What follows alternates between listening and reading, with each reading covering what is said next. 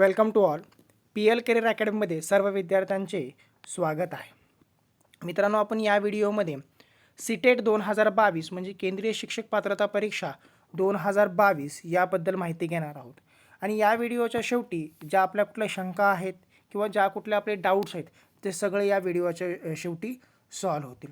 मित्रांनो, आपण या स्क्रीनवरती पाहत आहोत की CTET 2022ची जो ऑनलाईन ॲप्लिकेशन डेट आहे ती किती आहे?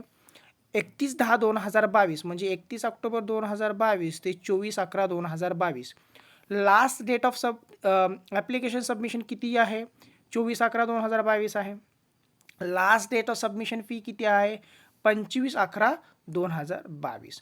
आणि मित्रांनो, या ठिकाणी आपण पाहू शकतो की डेट्स ऑफ एक्झामिनेशन्स म्हणजे ही एक्झामिनेशन्स कधी कंडक्ट केली जाणार आहे, तर ती आहे डिसेंबर 2022 ते जानेवारी 2023. आणि ही कशी असणारी? CBT means computerised based test असणार आहे, बरोबर. आणि या अंतर्गत आपण पाहू शकतो मित्रांनो की यामध्ये बरीच माहिती दिलेली आहे CTETबद्दल. जसं आत्ताच आपण पाहिलं की 31/10/2022 ते 24/11/2022 हे काय आहे तुमच्यासाठी ऑनलाईन ॲप्लिकेशनची डेट आहे. म्हणजे आपण ॲप्लिकेशन कसं करू शकतो, तर आपलं त्यासाठी काय करायचं आहे आपल्याला की http://ctet.nic.in वरती जायचे. त्यावरती आपल्याला काय करायचं आहे, ॲप्लिकेशन करायचं. ते एक वेबसाईट आहे CTETची. आणि त्यानंतर आपलं काय करायचं आहे, CTETचं ज्यावेळेस आपण रजिस्ट्रेशन वेबसाईट ओपन करतो त्यानंतर आपलं काय करायचं आहे की ऑनलाईन ॲप्लिकेशन अपलोड करण्यासाठी आपल्याला एक फोटो आणि सिग्नेचर लागणार जे ह्या ठिकाणी दिलेले आहे. ओके, ती फोटो आणि सिग्नेचर कशी पाहिजे? JPG किंवा JPEG फॉर्मॅटमध्ये पाहिजे, बरोबर. आणि त्याची स्कॅन फोटोग्राफ साईज किती पाहिजे?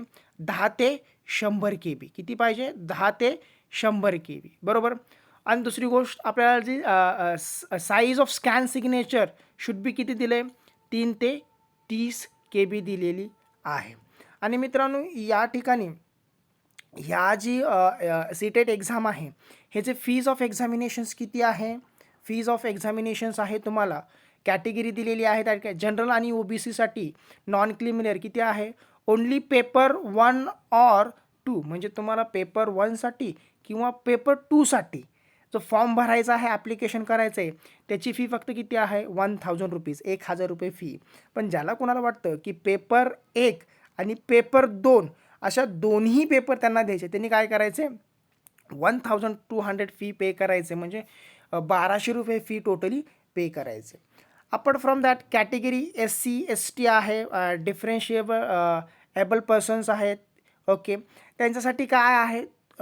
पेपर 1 किंवा पेपर 2साठी किती फीज आहे? 500 रुपीज. ओके, आणि बोथ पेपरसाठी किती आहे? 600 रुपीज फीज आहे, बरोबर मित्रांनो. ह्या गोष्टी आपण पाहू शकतो.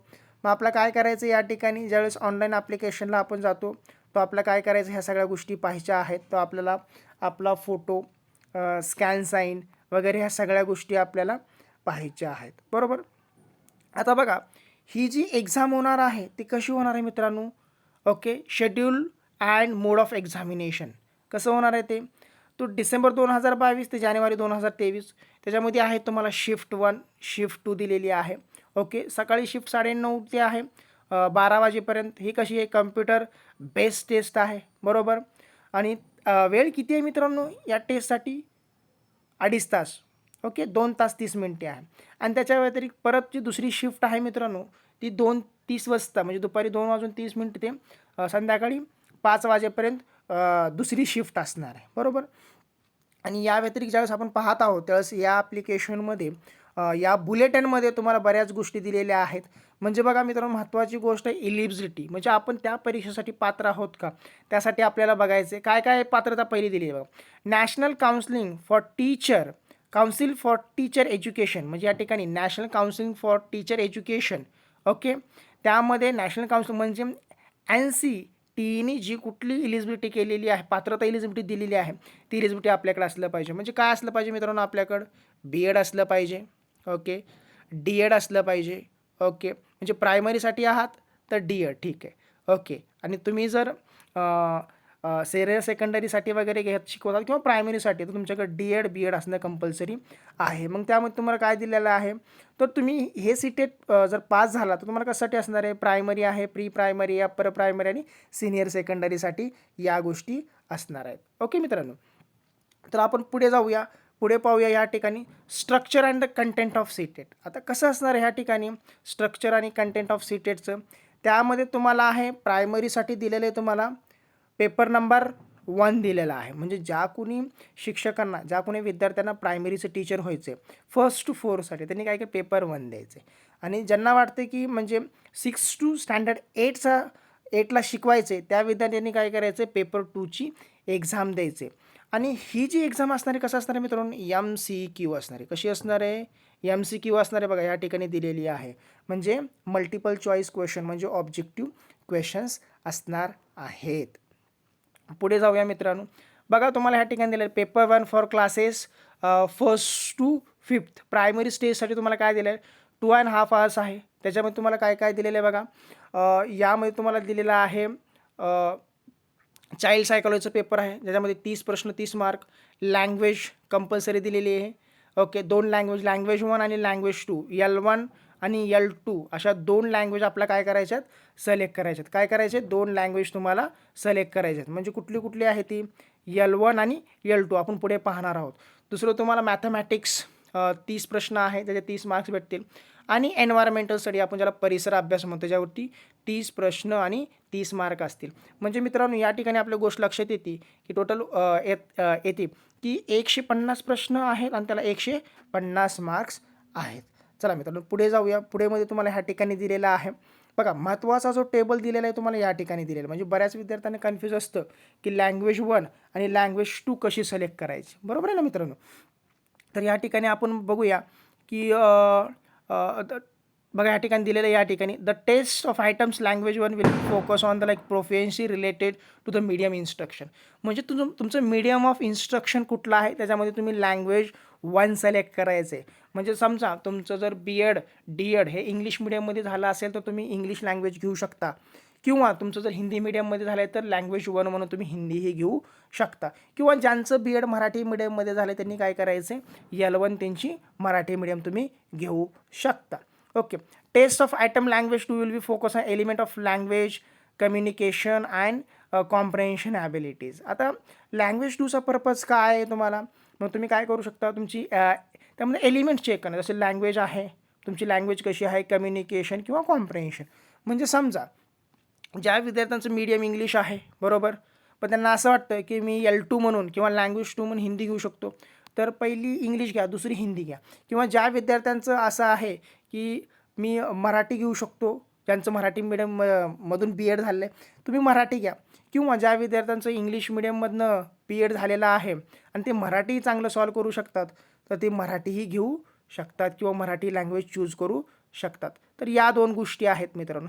आणि त्याचे कोडही दिलेले आहेत बघा. मराठीचा कोड काय दिलेला आहे 1 आणि मराठीचा कोड 11 दिलेला आहे सॉरी, आणि इंग्लिशचा कोड या ठिकाणी 1 दिलेला आहे. ओके, तर अशा पद्धतीने ही माहिती दिलेली.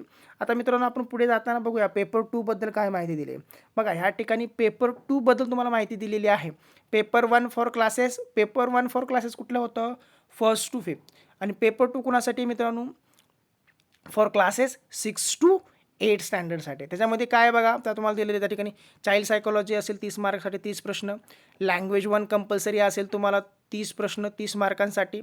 लँग्वेज 2 आपल्याला माहीत झाले 30 प्रश्न 30 मार्कांसाठी. मॅथमॅटिक्स अँड सोशल सायन्स, म्हणजे ज्यांचं सायन्स बॅकग्राऊंड आहे, ज्यांचं सायन्समध्ये B.Ed वगैरे झालेलं आहे, म्हणजे सायन्स आणि मॅथमॅटिक्स सायन्स फील्डसाठी, तर त्यांनी सायन्स आणि मॅथमॅटिक्स घ्यायचं.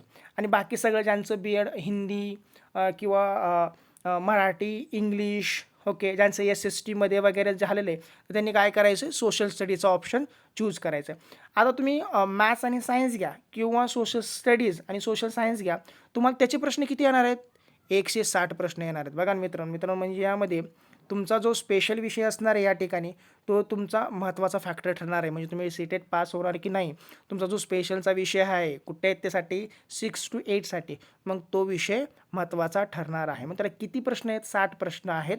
आणि 60 मार्क आहेत. बरोबर आहे. बरोबर. चला पुढे जाऊया आपण मित्रांनो. बघा या ठिकाणी तुम्हाला परत दिलेला आहे. The test item of language will focus of medium of instruction. बघा मीडियम ऑफ इन्स्ट्रक्शन कुठलं असणार आहे तुम्हाला? हिंदी आणि इंग्लिशमध्ये असणार आहे. ओके बघा. बघा या ठिकाणी परत तुम्हाला तिथं एक नोटीस पण आहे तशी.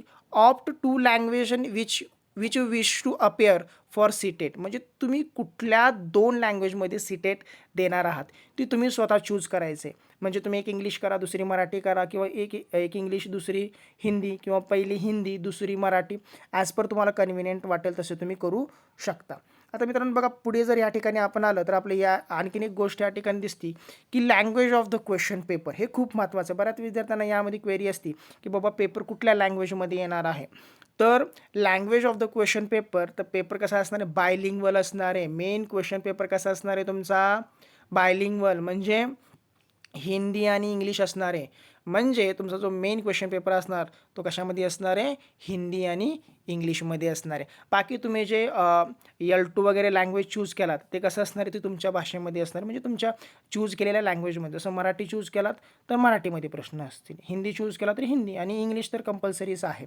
ओके, तर या सगळ्या गोष्टी या ठिकाणी आहेत. बघा मित्रांनो आपण पुढे जाऊया. ओके, ॲप्लिकेबिलिटी कोण ॲप्लिकेशन करू शकतं. ओके, आणि हे कुठं ह्या गोष्टी सीटेट ॲप्लिकेशन होतं. तर CTET shall be apply to school of the central government. म्हणजे समजा तुम्ही सीटेट पास झाला तर त्याचा उपयोग कुठं होऊ शकतो. म्हणजे या ठिकाणी KVS आहे बघा, ह्या ठिकाणी दिले KVS आहे, NVS आहे, नवोदय विद्यालय स्कूल्स आहे, सेंट्रल टिबेटियन स्कूल्स आहेत. ओके, युनियन टेरिटरीमधले स्कूल आहेत, किंवा अनएडेड प्रायव्हेट स्कूल्स आहेत. म्हणजे बरेच विद्यार्थी प्रायव्हेट क्षेत्रामध्ये प्रायव्हेट स्कूलमध्ये पण काम करत आहात, किंवा schools on and manage by state government agencies किंवा लोकल बॉडीज वगैरे आहे, त्या ठिकाणीही सीटेट ॲप्लिकेबल आहे. आता पुढचा महत्त्वाचा पॉईंट आहे. बऱ्याच विद्यार्थ्याचा हा पण एक प्रश्न असतो की बाबा मी सीटेट पास झालो आहे आणि ते माझ्या असणाऱ्या राज्यामध्ये सीटेट लागू आहे का. म्हणजे समजा माझं टेट झालेलं नाही आहे पण सीटेट झालेलं असेल तर ते ॲप्लिकेबल आहे का, हे थोडं बघणं महत्त्वाचं पण आहे. बघा ह्या ठिकाणी अकॉर्डिंग टू CBSE काय दिलं आहे? According to CBSE affiliation bye laws prescribing the minimum qualification for teacher to teach various subject in class 1st to 8 in school affiliated to CBSE stand amendment to that extent, and it shall be mandatory that teacher appointment herein after 6 March 2012 to teach class 1st to 8 in school affiliated to the CBSE shall qualify pass the central teacher eligibility test or TET. म्हणजे आपण teacher eligibility test म्हणतो, conducted by appropriate central state government in accordance with the guidelines frame by NCTE for this purpose. म्हणजे बघा तुम्हाला जर कुठल्याही स्कूलमध्ये काम करायचं असेल, म्हणजे तो CBSE ॲफिलेटेड असेल किंवा प्रायव्हेट असेल किंवा स्टेट गव्हर्नमेंट रेकग्नाइज असेल, तर त्या ठिकाणी तुम्हाला सीटेट किंवा टेट ही कंपल्सरी आहे. म्हणजे तुम्हाला गव्हर्नमेंट एक्झाम द्यायचं असेल, जसं तुम्हाला टेट आहे, TAIT, म्हणजे तुम्हाला जसं मी म्हणतो की TAIT जर द्यायचं असेल बरोबर, तर त्या ठिकाणीही तुम्हाला टेट ही कंपल्सरी आहे. आता दुसरा महत्त्वाचा विषय आहे की समजा मी जर टेट पास झालो तर ते जर सर्टिफिकेट कसं आहे, म्हणजे किती वर्षासाठी व्हॅलिड आहे. पूर्वी हे जे सर्टिफिकेट होतं 7 वर्षासाठी व्हॅलिड होतं. किती वर्षासाठी मित्रांनो? 7 इयर्ससाठी व्हॅलिड होतं. पण आता हे जे सर्टिफिकेट आहे हे काय झालेलं आहे? लाईफ टाईम व्हॅलिड झालेलं. बघा ह्या ठिकाणी दिले लाईफ टाईम व्हॅलिडिटी आहे. म्हणजे तुम्ही एकदा सीटेट पास झाला की तुमचं ते सीटेट सर्टिफिकेट कसं असेल? लाईफ टाईम व्हॅलिड असेल. चला तर आता पुढे पाहूया आपण एक्झामिनेशन सेंटर कुठं असणार आहेत. एक्झामिनेशन सेंटर तुम्हाला दिलेले आहेत अपेंडिक्समध्ये. एक्झामिनेशन सेंटर्स वगैरे तुम्हाला दिलेले आहेत, आपण खाली पाहणारच आहोत. ॲडमिट कार्ड कसं असेल? तुम्हाला ॲडमिट कार्ड डाउनलोड करून घ्यायचं वेबसाईटवरून ह्या ठिकाणी दिलेलं आहे. परत ह्या ठिकाणी एक फीचा आहे बघा. ह्या ठिकाणी पेपर 1 पेपर 2साठी 1200 रुपये फीज आहे, म्हणजे जनरल OBCसाठी, आणि पेपर 1 किंवा 2साठी 1000 रुपये फी आहे. ओके, आणि SC ST आणि डिफरेन्शिएबल पर्सनसाठी 500 आणि 600 अशी ती एक फीची स्कीम आहे. पुढे जाऊया बघा. या ठिकाणी दिले तुम्ही जर रॉंग इन्फॉर्मेशन वगैरे भरला असाल तर ती तुमची जबाबदारी वगैरे अशा ह्या ठिकाणी आहे. ओके, म्हणजे तुम्हाला काय होणार, समजा तुम्ही जर सीटेट पास झालात तर तुमचं सर्टिफिकेटचं किंवा जी मार्कशीट आहे, सर्टिफिकेट किंवा मार्कशीट आहे, ते तुम्ही कसं करणार की ते सर्टिफिकेट आणि मार्कशीट आहे सक्सेसफुल कॅन्डिडेट जे डिझायर आहेत, जे क्वालिफाय झालेले त्यांचं काय असतं ते डिजिटल फॉर्मॅटमध्ये तुम्हाला भेटतं. काय भेटतं? डिजिटल फॉर्मॅट, म्हणजे जे डिजी लॉकर आहे, बरोबर आहे की नाही? डिजी लॉकर आहे, ॲप आहे, त्याच्यामध्ये तुम्हाला काय भेटेल?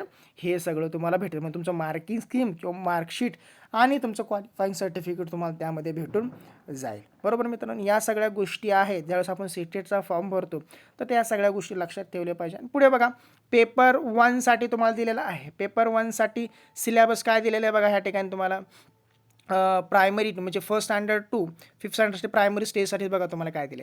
चाइल्ड सायकॉलॉजी 30 मार्कांसाठी आहे, बरोबर. 30 क्वेश्चन्स आहेत बघा. त्यामध्ये बरेच कॉन्सेप्ट्स वगैरे या सगळ्या गोष्टी दिलेल्या आहेत. परत तुम्हाला आहे इन्क्लुझिव्ह एज्युकेशन आहे, लर्निंग अँड पेडागॉजी आहे. परत लँग्वेज 1मध्ये, आता लँग्वेज 1मध्ये काय, लँग्वेज कॉम्प्रिहेन्शन तुम्हाला चेक करायचे, प्रोज आहे, लिटररी लँग्वेज वगैरे आहे. ओके, म्हणजे ह्या सगळ्या गोष्टी आहेत. पुढे लँग्वेज 2मध्ये पण तुम्हाला तेच कॉम्प्रिहेन्शन चेक करणार आहे, तुमचं ग्रामर वगैरे चेक करणार आहेत ह्या सगळ्या गोष्टी, तर ते महत्त्वाचं आहे. परत आता प्रायमरी स्टेजसाठी सांगतो मी तुम्हाला. काय सांगतो मित्रांनो, हे सगळं प्रायमरी स्टेजसाठी आपलं चाललेलं आहे, बरोबर आहे ना, की आपण प्रायमरी स्टेजसाठी पाहतो. प्रायमरी स्टेजसाठी तुम्हाला काय आहे बघा या ठिकाणी, लँग्वेज 1 आहे त्या ठिकाणी, ज्यात कॉम्प्रिहेन्शन वगैरे आहे, तुमचं पेडॉलॉजी चेक करणार.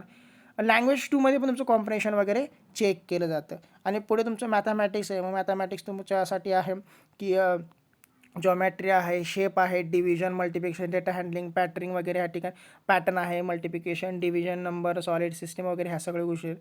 आणि पेडॉलॉजिकल इश्यूज आहेत, म्हणजे टीचिंग इश्यूज वगैरे ह्या ठिकाणी आहेत.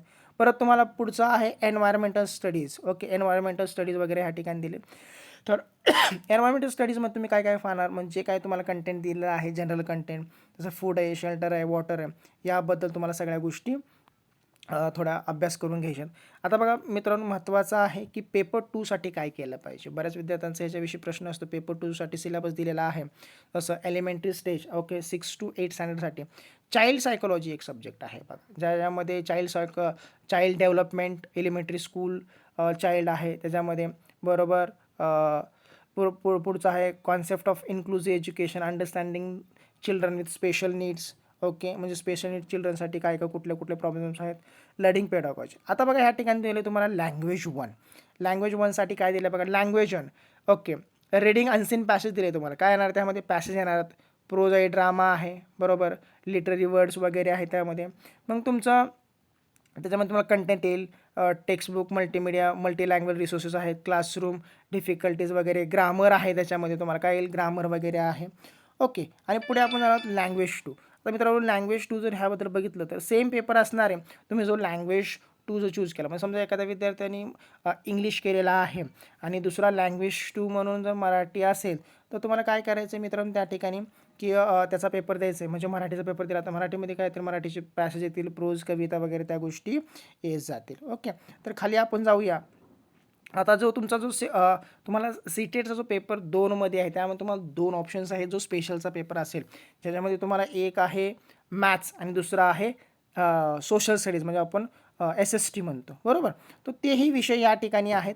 मग ज्या विद्यार्थ्यांना मॅथ्स सायन्समध्ये BEd DEd वगैरे झाले, तर ते विद्यार्थी काय करू शकतात, मॅथ्स आणि सायन्स घेऊ शकतात 60 मार्क्सच्या क्वेश्चनसाठी, म्हणजे जो स्पेशलचा असेल स्टँडर्ड 6 to 8साठी. चला पुढे. आता याच्यामध्ये या बराच सिलेबस वगैरे दिलेला आहे मित्रांनो, आपण वेबसाईटवरती डाउनलोड करून पाहू शकता. हा सगळा सिलेबस आहे. सोशल स्टडीजमध्ये जर आपण बघितलं गेलं, सोशल सायन्ससाठी, तर त्यामध्ये काय काय सोशल सायन्ससाठी मित्रांनो बघा, सोशल स्टडीजसाठी कंटेंट हिस्ट्री दिलं आहे. पुढे आहे जॉग्राफी आहे. ओके, पुढे आहे सोशल आणि पॉलिटिकल लाईफ वगैरे. हे सगळे जे तुम्हाला जे जनरली 6 to 8 स्टँडर्ड जे आता CBSEची बुक्स वगैरे त्याच्यामधला तो सगळा सिलेबस आहे. तर आपला तो सिलेबस एकदा बघून घ्यायचा आहे मित्रांनो. ही सगळी तर जनरल इन्फॉर्मेशन सीटेटबद्दल वगैरे जनरल इन्फॉर्मेशन आहे. आणि सीटेटसाठी आपलं माहिती आहे की किती टायमिंग वगैरे दिलेला आहे, हे जनरल इन्स्ट्रक्शन सगळे आहेत. ते इन्स्ट्रक्शन आपल्या एकदा पाहून घ्यायचे किंवा कुठल्या इन्स्ट्रक्शन दिलेल्या आहेत. शिफ्ट 1 कधी आहे, शिफ्ट 2 कधी आहे, आता ह्या सगळ्या गोष्टी आपला पाहून वगैरे घ्यायच्या आहेत. आता मित्रांनो तुम्हाला महत्त्वाची गोष्ट आहे सेंटर सिलेक्शन्स करताना. आता सेंटर सिलेक्शन करताना तुम्हाला काय करायचं, ज्यावेळेस आपण महाराष्ट्राचा विचार करतो तर महाराष्ट्रामध्ये बरेच सेंटर दिले आहेत बघा. अहमदनगर आहे, अकोला आहे, अमरावती आहे, बीड आहे, चंद्रपूर, धुळे, ओके, जळगाव, काष्टी, कोल्हापूर दिले, लातूर आहे, मुंबई वगैरे, नागपूर, नांदेड, म्हणजे बरेच सेंटर. पुणे पण आहे बघा या ठिकाणी, पुणे वगैरे आहे, सोलापूर आहे. म्हणजे हे सगळे सेंटर आपल्या महाराष्ट्रामध्ये अवेलेबल आहेत. ओके. बरेच सेंटर वगैरे मित्रांनो, फॉर्म भरण्याच्या अगोदर तुम्ही ही एक PDF जी आहे ते एक वेळेस नजरेच्या खालून घालणं जरुरीचं आहे. कारण फॉर्म भरला आणि आपण सीटेट दिलेलं आपण पास झालो, पुढे काही जरी चूक आपल्याकडून झाली तर ते सीटेट काय व्हॅलिड धरलं जाणार नाही. म्हणून बघा, ही जनरल इन्फॉर्मेशन मी ऑलरेडी व्हिडिओच्या स्टार्टिंगला वगैरे सांगितलेलं आहे की डेट किती 31/10/2022 ते 24/11/2022 या कालावधीमध्ये आपल्या सीटेटचा फॉर्म भरायचा आहे मित्रांनो. त्याची फीज वगैरे मी ऑलरेडी तुम्हाला सांगितलेले आहे. ओके. लँग्वेजेस कुठल्या कुठल्या ऑफर आहेत बघा, इंग्लिश आहे आणि बाकीच्या पण दिलेल्या अशा जवळजवळ किती लँग्वेज, 15-20 लँग्वेज येतं, ते लँग्वेज आपल्याला पाहून घ्यायचे. मीडियम ऑफ इन्स्ट्रक्शन वगैरे सगळ्या गोष्टी व्यवस्थित पाहून घ्यायचे आणि मगच आपलं काय करायचं मित्रांनो, सीटेटचा फॉर्म भरायचं आहे. फॉर्म भरल्यानंतर फक्त फॉर्म भरायचं नाही आहे, तर फॉर्मसोबत आपल्याला अभ्यास पण करायचा आहे. मित्रांनो, हा व्हिडिओ पाहिल्यानंतर आपले जे कुठल्या डाऊट होत्या, शंका होत्या किंवा जे कुठले प्रश्न होते ते सॉल्व झाले असतील असे मी गृहीत धरतो. आणि मित्रांनो, ही एक नम्र विनंती आहे की PL करिअर अकॅडमीला आपण सबस्क्राईब करा, शेअर करा आणि बेलचं जे आयकॉन बटन आहे ते प्रेस करायला विसरू नका. थँक्यू मित्रांनो.